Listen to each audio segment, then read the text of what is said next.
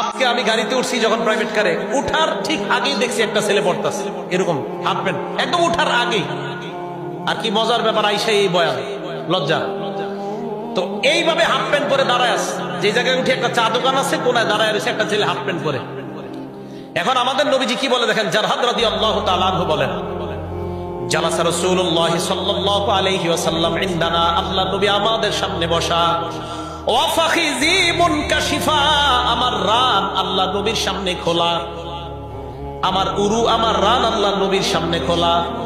নবীজি আমার দিকে তাকায় দেখ, আমার দিকে তাকাইলেন, তাকায় বললেন, ছি ছি আমা আলিমতা আন্নাল ফাখিযা আওরা, হে মিয়া তুমি কি জানো না রান এটা সতর, এটা সতরের অন্তর্ভুক্ত।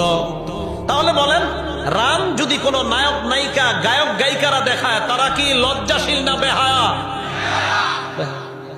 এই তুমি জানো না আন্নাল ফাখিযা আওরা, রান যে সতরের অন্তর্ভুক্ত।